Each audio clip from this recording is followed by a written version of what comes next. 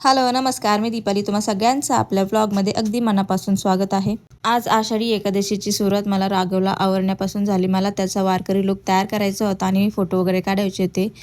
त्यामुळे मी त्याला आवरायला घेतलं आणि त्याला आवरणं म्हणजे माझ्यासाठी एक खूप मोठा टास्कच होता. कारण तो प्रत्येक गोष्ट परत फेकून द्यायचा घातलेली आणि आमच्या आईंना तर त्याला या लुकमध्ये बघितला हसूच आवरत नव्हतं.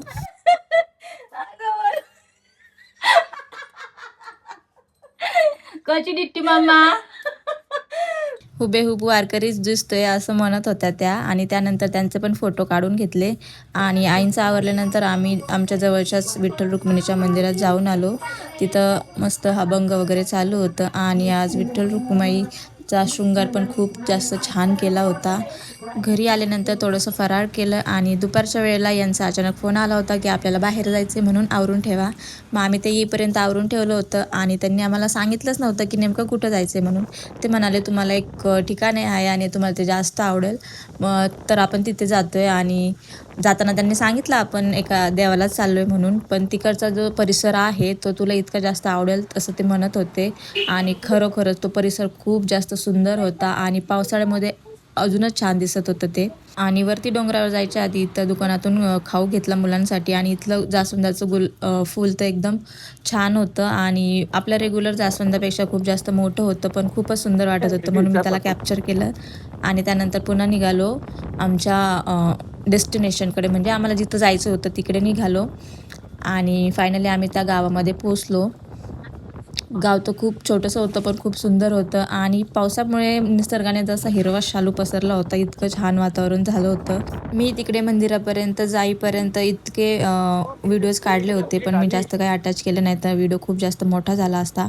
आणि सगळा रस्ता घाटामधून होता आणि म्हणूनच बरेचसे लोक असं पावसाळ्यामध्ये फिरायला जातात. मला तर पावसाळ्यामध्ये कुठे बाहेर जायला आवडत नाही, कारण ते भिजलेलं वगैरे मला अजिबात असं चिडचिड सगळी ठिकाणी आवडत नाही पावसाची.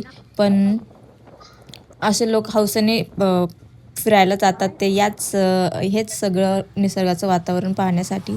त्यानंतर फायनली आम्ही मंदिरात पोचलो आणि इकडं पण खूप दुकानं वगैरे लागले होते खेळण्यांचे वगैरे. आणि त्यानंतर बरेचसे लोक होते, आज आषाढी होती तरी पण. त्यानंतर आम्ही टिक्का वगैरे लावला आणि टिक्का लावलेला खूप छान वाटत होतं. मी फर्स्ट टाईम लावला असेल असं काही टिक्का. त्यानंतर तिथं गेल्यानंतर कळालं की आज खूप जास्त गर्दी होती मंदिरामध्ये आणि गर्दीमध्ये तर राघव जास्त थांबणार नव्हता, त्यामुळे आम्ही मुखदर्शनच घेतलं तिथलं देवाचं. आणि पुन्हा कारण घरातून जास्त निघायला वेळ झाला होता, 3 वाजले होते आणि तिथं पोहोचेपर्यंत 4-4:30 झाले होते आणि पुन्हा यायला परत 1-1.5 तास लागणार होता, म्हणून आम्ही आतमध्ये गर्दीमध्ये शिरलोच नाही, कारण राघव थांबलाच नसता तिथे. फक्त मुखदर्शन घेतलं आणि मंदिरात थोडा वेळ बसलो. एरवी अशी काही गर्दी नसते हे म्हणत होते, पण आज आषाढीमुळे लोक आले असावेत, त्यामुळे बरीच दर्शनासाठी रांग लागली होती. आणि आम्ही इथे थोडा वेळ बसल्यानंतर ह्याचं असं प्रँक करायचं चालू होतं. टी व्हीमध्ये बघतो काही पण आणि असं करतो, तर इथं पडायचा प्रँक करत होता आणि राघव त्याला असं जाऊ नको म्हणत होता. तर असे छोट्याशा जीवाला एवढंसं कळतं म्हणून मी ते लगेच शूट करून घेतलं, कारण अशा छोट्या छोट्या आठवणी मी जपून ठेवते, कारण नंतर ते बघितलं की आपल्यालाच खूप जास्त छान वाटतं. आजचा दिवस तर खूप जास्त छान गेला आणि एवढं छान सुंदर निसर्ग मला पाहायला मिळाला तेच खूप आहे.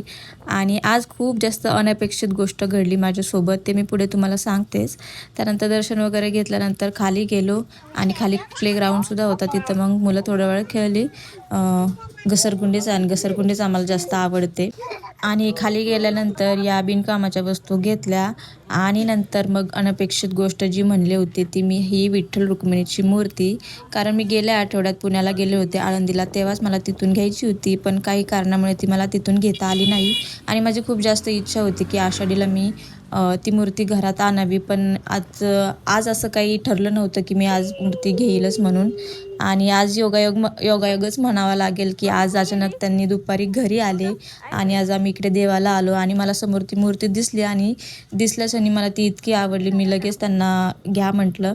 आणि आज आषाढीनिमित्त मी तिची पूजा पण करणारे घरी, याचं मला खूप जास्त छान वाटत होतं, आनंद वाटत होता. नंतर जाताना आम्ही इथे थोडा वेळ बसलो, खाऊ जो आणला होता तो तिथे खाल्ला. आणि इथं फोटो काढण्याचा पॉईंट आहे. म्हणजे डोंगरावरून खाली आल्यानंतर तिथं बसायला बाकडे वगैरे पण सगळी सोयी सुविधा आहे. त्यानंतर जाताना आम्हाला याचे शाळेचे शूज घ्यायचे होते. तिथं थांबलो. आमच्या जवळच आहे, आमच्या जवळच्या मार्केटमध्ये.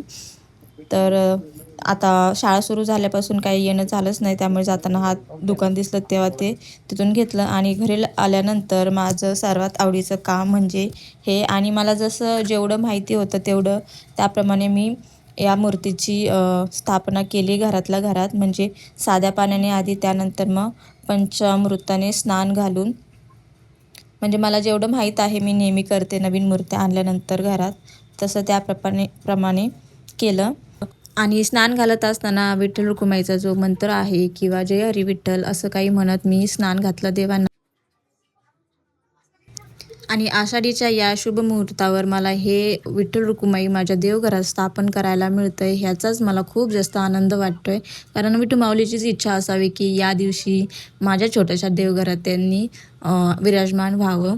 आणि फायनली माझ्या छोट्याशा देवघरात मी विठुमाऊलीची आजच्या दिवशी या शुभ आषाढी एकादशीच्या शुभ दिवशी मूर्ती स्थापित केली. याचा खूप जास्त आनंद आहे. विठुमाऊलीने माझी इच्छा पूर्ण केली असंच म्हणावं लागेल. कारण आपण मनापासून जी इच्छा मागतो आणि ती पूर्ण व्हावी, याच्यापेक्षा मोठं सुख काहीच नाही, समाधान काहीच नाही आहे. सो आजचा दिवस तर खूप खास झाला. तो व्हिडिओ आवडला तर नक्की लाईक करा. आपल्या फॅमिलीचे व्लॉग्स पाहण्यासाठी आपल्या चॅनलला नक्की सबस्क्राईब करा. भेटूया नेक्स्ट व्लॉगमध्ये. तोपर्यंत बाय.